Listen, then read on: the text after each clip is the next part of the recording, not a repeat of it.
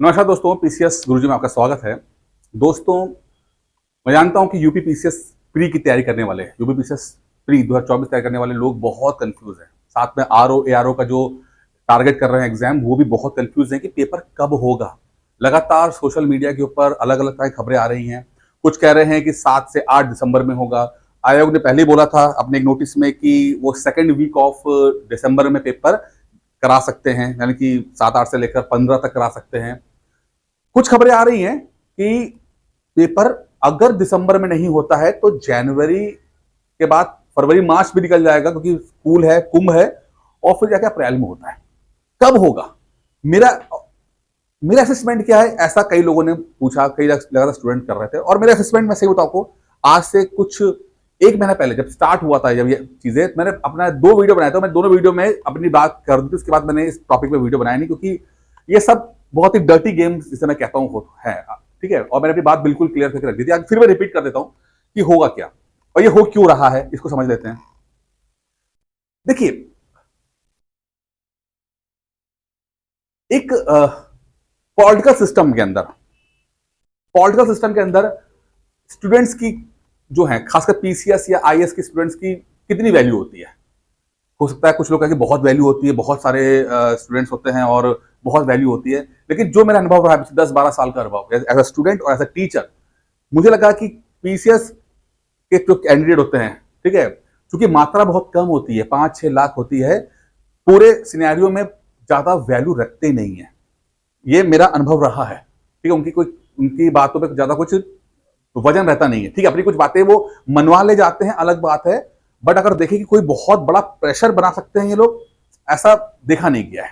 ठीक है, इससे पहले भी चीजें हैं। अगर आप तो अब आप ऐसे बहुत सारे लोग जो है अभी पढ़ाई करना शुरू कर रहे हैं, लेकिन अगर आप पीछे जाएंगे 2015-16 में जाएंगे, उस समय देखेंगे जब हम एज स्टूडेंट हुआ करते थे, तो हमने तब भी देखा था कि चीजें वही हुई है जो आयोग ने चाहा है, जो शासन प्रशासन ने चाहा है वही हुआ है।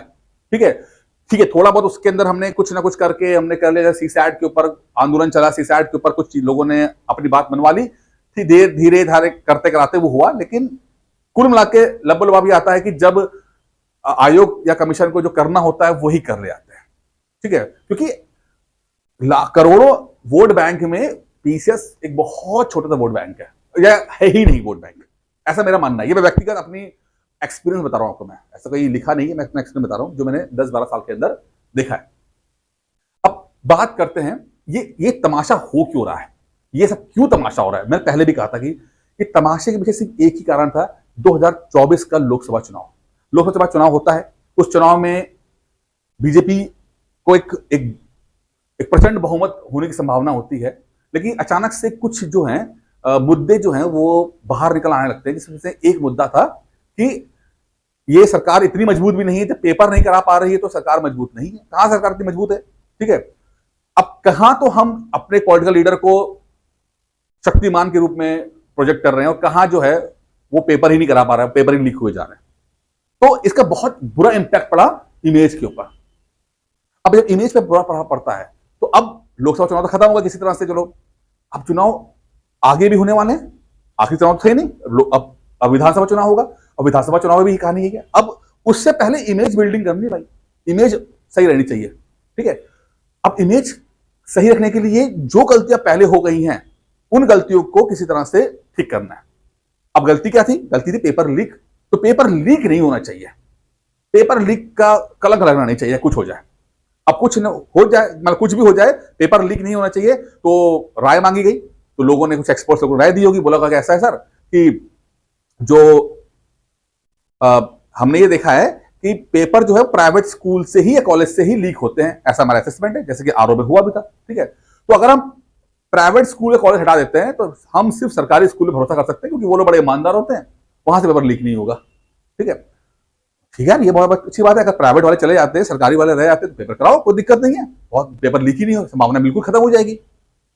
ठीक है, बढ़िया है। पर प्रॉब्लम क्या है? प्रॉब्लम ये है सर कि स्कूल कम है, स्कूल कम है, तो एक शिफ्ट में, एक बारी में जो है वो 5-5.5 लाख बच्चे भी नहीं दे पाएंगे, बच्चे मतलब कम है इसके अंदर। तो क्या दिक्कत है? दिक्कत ये है कि सर 2 शिफ्ट में होगा, तो फिर सर 2 शिफ्ट में होगा तो नॉर्मलाइजेशन करना पड़ेगा, क्योंकि अलग अलग पेपर बनेंगे। ठीक है, कराओ कराओ, आयोग करा रहा है, आयोग करा रहा है पेपर। ठीक है, शासन प्रशासन को कोई मतलब नहीं। देखिए, आपकी कोई औकात नहीं है, समझिए इस बात को। पीसीएस के स्टूडेंट्स कोई वोट बैंक होते नहीं है, कोई औकात होती नहीं है। काम हो जाए थोड़ा बहुत अच्छी बात है, बट बहुत ज्यादा नहीं होता है। यहां में मैटर क्या है कि वो कह रहा है कि बस इस बात का ध्यान रखना कि पेपर लीक नहीं होना चाहिए, ठीक है। अब कराओ नॉर्मलाइजेशन। अब हम जैसे जो कि स्टूडेंट्स होते हैं, जो हम लोग जो कि एज अ एक्सपीरियंस में होता है, हमें पता है कि जब ये सिनेरियो बनता है, जब जब नॉर्मलाइजेशन होगा तो उसमें कुछ पेज फंसेगा। क्या फंसेगा?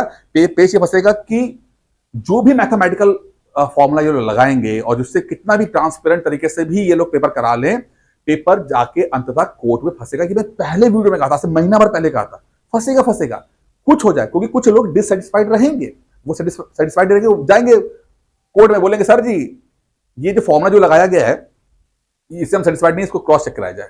कोर्ट मजबूरी में बोलेगा ठीक है भाई, आप भी सही कह रहे हो। वो जरा बुलाएगा आयोग, आयोग आओ, क्या फॉर्मूला लगाया, आयोग अपना फॉर्मूला दे देगा, फॉर्मूला दे देगा। मैं कहता हूं बहुत सही रहेगा, ट्रांसपेरेंट भी रहेगा। और उसके बाद जजमेंट मान लो तो जो कोर्ट है वो प्रशासन यानी कमीशन के तरफ दे दे, ठीक है, सब सही था। लेकिन इस होने के बावजूद भी, होने पे भी लगभग 3 से 4 महीने का समय डिले हो जाएगा। तो किसी भी हालत में प्री का कुछ हो भी हो, लेकिन मेंस भी तो पक्का डिले है। 3, 4, 6 महीने तो जाएगा आगे, 3, 4, 5 महीने तो जाएगा। 3 महीने तो आयोग देता है, 5 महीने और देता है, तो 7, 8 महीने के बाद आपका मेंस होगा। ये साफ साफ दिख रहा है, जितने भी एक्सपीरियंस लोग हैं सबको पता है कि ये चीज होनी ही होनी है। क्योंकि अभी तक पहली बार नॉर्मलाइजेशन हो रहा है, अभी तक कोई जजमेंट आया नहीं है। नहीं तो कम से कम ये होता है कि हाँ भाई फला जजमेंट जो पिछले साल आया तो उसके हिसाब से हम ये करा रहे हैं। कुछ हुआ नहीं, पहली बार हो रहा है तो फ्रेश केस मैटर है, तो जजमेंट जो है कोर्ट में बैठ जाएगा, जजमेंट दिया जाएगा। हाँ, अगली बार ऐसा नहीं होगा, अगली बार चूंकि जजमेंट आ चुका होगा तो उस बेसिस पे कुछ ना कुछ काम हो जाएगा। तो करा क्या जाए? करा ये किया जाएगा भाई, देखो मुझे लगता है अगर आयोग ने चाह लिया है कि दिसंबर में पेपर होना चाहिए, तो 90% संभावना है कि पेपर दिसंबर में हो जाएगा। ये अब मान के चलो, अगर चाह लिया है तो चाह लिया है, क्योंकि बहुत डिले भी आयोग अब नहीं कर पाएगा। कितना डिले करेगा भाई? कर चुका जितना करना था, ठीक है। अगर अभी डिले करेगा तो जनवरी आ जाएगा, कुंभ आ जाएगा, फरवरी मार्च में पेपर लग जाएंगे 10th और 12th के। तो समस्या है। तो आयोग के पास समय नहीं है, या तो अभी कराए या तो अप्रैल में कराए, ठीक है। तो मुझे जो लगता है कि 90% से ज्यादा पॉसिबिलिटीज है कि वो दिसंबर में ही करा देगा, चाहे वो 7-8 चाहे हो, चाहे 15 तारीख हो, या कुछ भी हो, ठीक है। शायद डिले ना हो, लेकिन केस होता है, अगर मुझे नहीं पता। देखिए मैं सिर्फ आपको पॉसिबिलिटीज बता रहा हूं। अभी तो शायद आयोग को भी नहीं पता क्या करना है, मैं सही बताऊं, अभी तो आयोग को भी नहीं पता कि क्या जजमेंट लेगा। वो भी अभी सब बस वो देख रहा है कि क्या क्या डेवलपमेंट हो रहा है इसके अंदर। मैं सिर्फ इतना कहना चाहता हूं कि आप लोग दिसंबर को टारगेट करके पेपर पढ़ाई कीजिए। दिसंबर मोस्ट प्रोबेबली 90% संभावना है कि पेपर जो है वो हो जाएगा, ठीक है। बाकी लॉस मत कीजिए। सुनने में आया कि यार 1000 से ऊपर सीट्स हैं, देखिए क्या होता है, 1000 से ऊपर सीट्स हैं कि नहीं है, जो भी देखेंगे। बहुत परेशान मत होइए, ठीक है। आंदोलन करते रहिए, अपना प्रोटेस्ट करते रहिए, अपनी आवाज उठाते रहिए, हम सब साथ में हैं, करते रहिए। लेकिन हाँ, थोड़ा सा पढ़ाई करते रहिए। मुझे पता है जब आदमी आंदोलन बैठता है तो पढ़ाई नहीं कर पाता, बहुत डिस्टर्बेंस होता है। सब मैंने पर्सनली बहुत अच्छे तरीके झेला हुआ है सब चीजों को, ठीक है। मैं सब समझता हूँ। लेकिन फिर एज टीचर के रूप में मैं आपसे इतना कह सकता हूँ कि यार ठीक है, सब होते हुए आप अपना लॉस मत कर ले जाना, ठीक है। क्योंकि अंततः आपकी जिम्मेदारी सिर्फ अपने प्रति ही बनती है, अपने परिवार के प्रति बनती है। सब चीजें हैं, सब सच है, सब कुछ बढ़िया है, सब कुछ ठीक है, बट आपकी जिम्मेदारी आपके प्रति और आपके परिवार के प्रति बनती है, उससे पीछे मत हटना। बाकी इस वीडियो में इतना ही था। उम्मीद करता हूं वीडियो पसंद आएगा।